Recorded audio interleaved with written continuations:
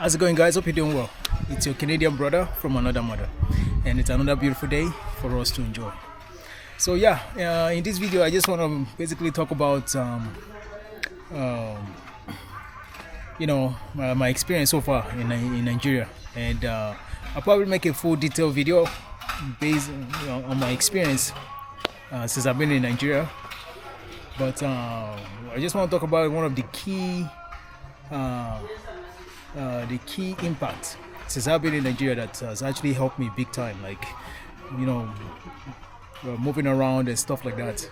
Because so anyways, let's just get into it. So the first month I was in Nigeria, I'll be honest with you, I was using both, using Uber or iDrive or InDrive. So that was what I was using, and every single day I was averaging, let's say, 35 to 45,000, depending on where I was going. And at the time, I lived far away from my site, so I would go to site every other day at the time, just to cut cost or based on what's actually going on or stuff like that. So, and that first month, I was like, and even when I was in Canada, about during the COVID period, I actually plan on actually buying a vehicle that I will send to Nigeria, because I was always making plans for Nigeria, man. You know me, I love Nigeria. So at the time I got a 2010 RX 350, Lexus RX 350, 2010, and I bought the vehicle then. I think $15,000 at the time, and it had like almost 150 something thousand clicks. And so the plan at the time was, okay, when I'm actually ready, to go do the finishing, I'll be shipping that vehicle to Nigeria. And I know the impact of actually owning a vehicle in Canada, moving around and stuff like that. I know, like, for a fact, I gotta set myself up for success, right? When I'm in Nigeria, I have to get something small, something nice that I can just drive around, with the family and stuff like that, right? So I got a vehicle at the time. I did all kinds of maintenance on it, changed the brake, did that, get everything ready, drive the vehicles, the feel of the vehicle and stuff like that. So when I ship it to Nigeria, I already know everything about the vehicle. Nobody can tell me, does it have this, does this work, or this, that. I know So anyways, when I got here, I went over to go make inquiry, find out some information about the clearing of the vehicle. It shocked me. So the 2010 Lexus RS 350 to clear, as of late January when I came to Nigeria, would cost about 5 million to clear. At least, they told me. Some would say maybe 5.3, and it was just unbelievable. It did not make sense at all. So let's just say right now that vehicle is collecting dust at my driveway. It's not coming to Canada, I'll tell you that right now. So that was what discouraged me. So I'm like, okay, maybe I should just look for something decent in Nigeria to buy and stuff like that. So I did a lot of research on vehicles to buy, and in my own point of view, I think it's more beneficial getting an SUV compared to buying a car. Buying a car too is actually really nice, depending on your road, how good the road is at the location of where you're staying. So, but for me, depending on where you're going, I think it's beneficial to have an SUV. So that was what I was looking at, and looking for a solid, rugged SUV that can take beating in Nigerian road. You understand? So I was looking at Lexus 470 or 450, those big Lexus, or a Toyota Highlander or 4Runner, something old, something decent, right? So that was what I was looking at, and price were unbelievable. If I were looking for a Tokumbo vehicle, so you'll be hearing like, let's say, 11 million, 13 million, that kind of thing.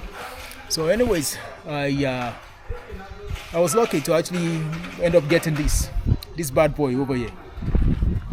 So this is the bad boy that has been taking all the beating here in Nigerian road, and I think I actually got a really good deal on it.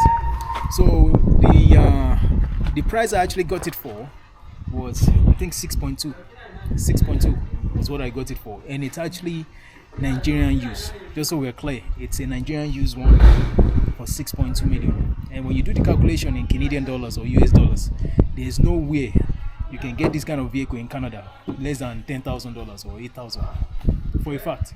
So I thought I got a good deal. So I went to the mechanic to get it checked before I bought the vehicle, did all my homework and stuff like that. So to cut it short, I actually had to do some maintenance on the vehicle. And this vehicle has been everywhere with me, like been through some terrible roads, some really bad roads. Like even while driving, I would know for a fact I wouldn't stand a chance if I was driving a Camry or some nice car. So having an SUV for a fact is something I would definitely do again. If I were to buy another vehicle again, it's definitely going to be an SUV. Well, whatever kind of SUV you get, I think, just do your research. But this really solid. So, and obviously it's a Nigerian use, and I had to do some maintenance. So I'll just talk about some of the things I changed, some maintenance job I did on the vehicle. So I did the oil change. I changed the engine air filter, the cabin air filter, those basic stuff. And I also changed all the brakes, all 4 brakes. I changed all 4 brakes. I changed all the brake and disc, and I changed all 4 tires as well. All brand new 4 tires. I changed all those, and I also changed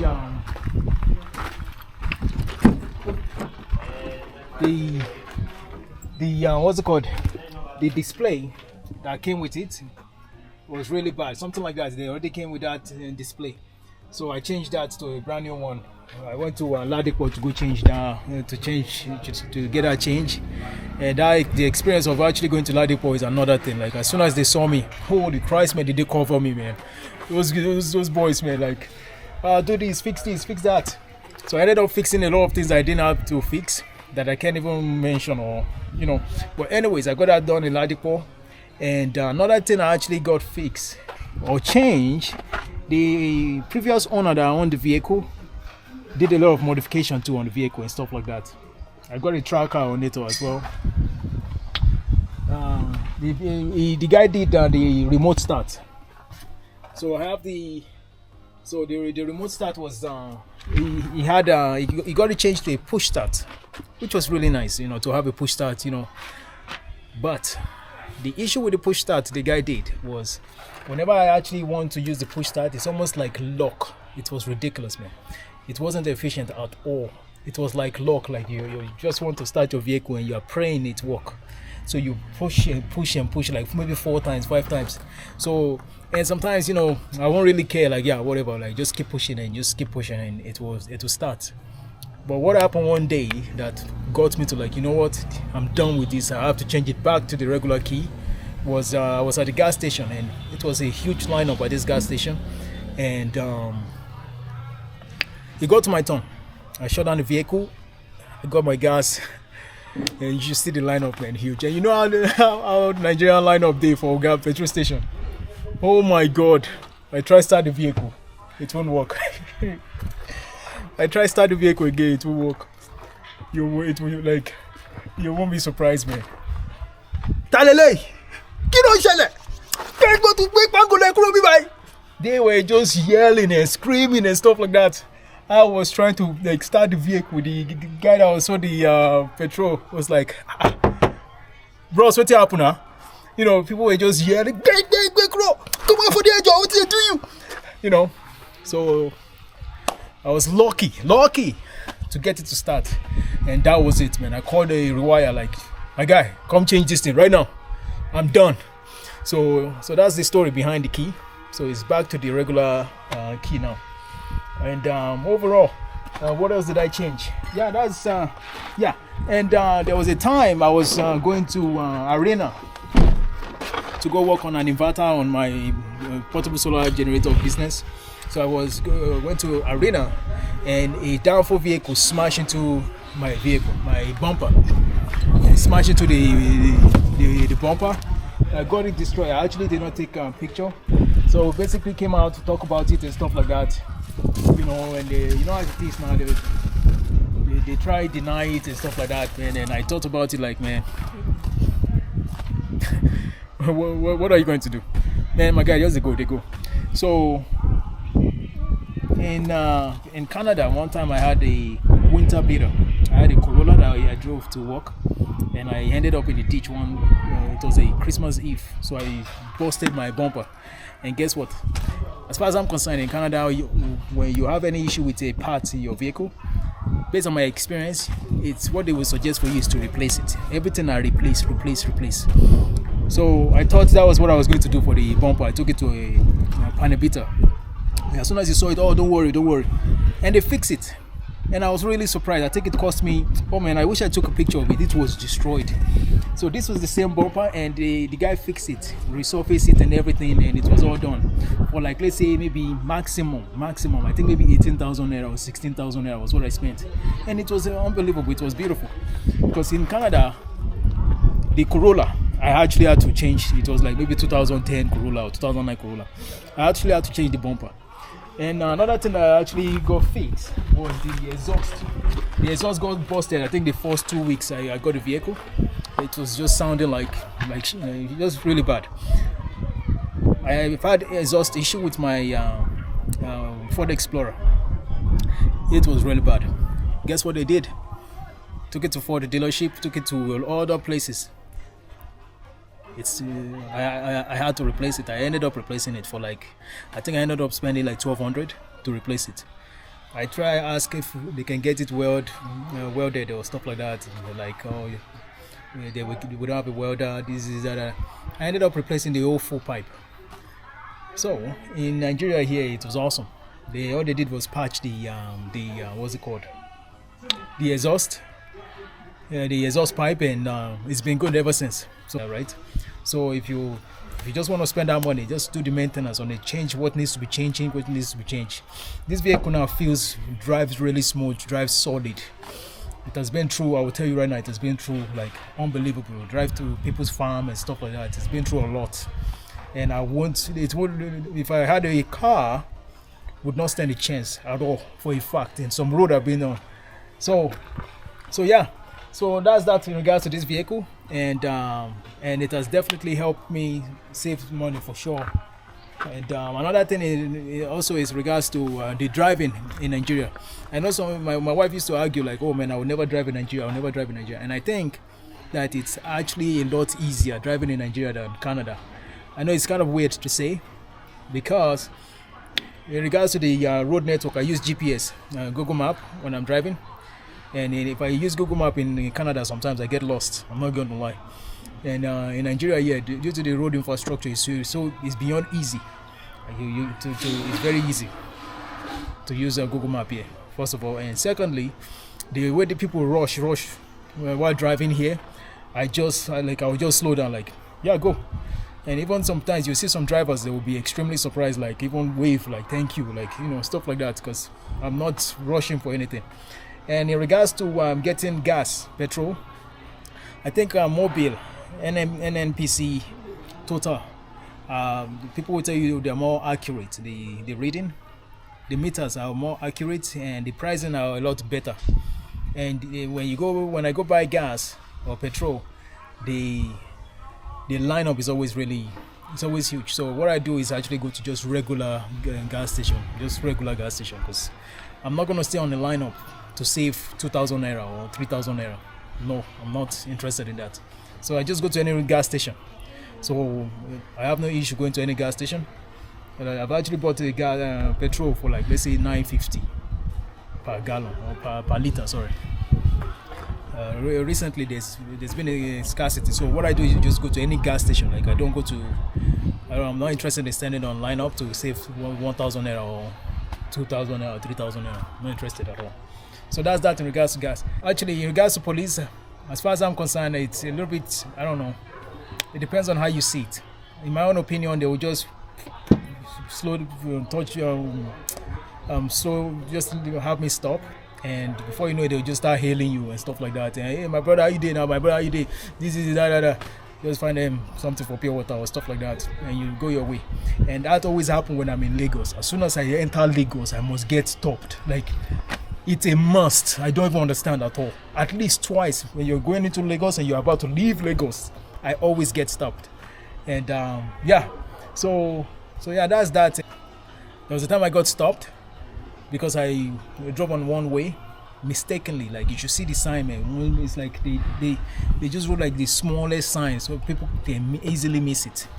So I would say that's my fault, anyways. So I ended up getting fined for that one, and yeah, that's basically it. But in regards to police, I have had no issue. They'll just, stop me, and you just, maybe give them money for pure water or tiger nut or that kind of thing. So overall, it's been really beneficial having a vehicle. I would definitely recommend you get a vehicle for sure. When you're in Nigeria, you're staying for X amount of time. This vehicle, when I'm traveling back, I'll just park it somewhere here. And that way, I know, say when I did Nigeria, I got a vehicle to drive. So yeah, so that's that, and yeah, no regret at all about getting this vehicle. And I'll definitely give a detailed experience of my stay here in Nigeria on general aspects, but I just want to focus on my driving around, going and coming and stuff like that, which plays a big role. You don't want to be here in Nigeria and be calling a friend to come pick you up, calling somebody to come pick you up. Feel like you need people. You don't want to be at that level at all. No. You want to be the one running things. Take control of your life. So just get something nice. Vehicle. At the time when I came, to clear vehicles was extremely expensive. About 5 million at least. Even some dealership that I went to, some dealers told me the amount that cost them. Like even as of before I traveled, November last year, the same vehicle, Lexus RX 350, was around 9 point something million. Now it's about 14 million in Nigeria. 16 million. It's ridiculous. That's because of the cost of clearing. As of January, February, when I was looking for a vehicle. So yeah, and so I hope you enjoyed the video. I hope you find it informative. Make sure you get a vehicle. I'm telling you now, you need it. So hope you enjoyed the video, and I would like to know your comments. I'd like to know what you think about what vehicle you have in mind if you're coming to Nigeria or you're going to Africa or whatever. What vehicle you have in mind to ship to Nigeria or your country, and why? So, or what your experience is driving around. So, well, overall, man, I'm loving it so far in Nigeria. It's nice and hot, and also try get it tinted. I don't know if you're into tinted window. Try get it tinted. I've never had any issue getting it tinted. No issue at all. And I told you, man, I've been pulled over or been stopped by police many times. They never mentioned once. In fact, if they stop me, my window is still up, and they will just tell me to bring it down. And they will see me and they will just talk. So not once has any police harassed me for my tinted window. And that was how I got it. At first, I didn't really like it, but that was how I got it. And the benefit, as far as I'm concerned, is it reduces the heat inside the vehicle, because you know how hot it is here. So without this, it would have been way hotter inside the vehicle for a fact. So it does reduce the heat inside the vehicle on a sunny day. It does reduce the heat for a fact. So yeah, so I hope you enjoyed the video, and like and comment and subscribe to the channel if this is your first time, and I'm going to catch you on the next one. One love. Peace.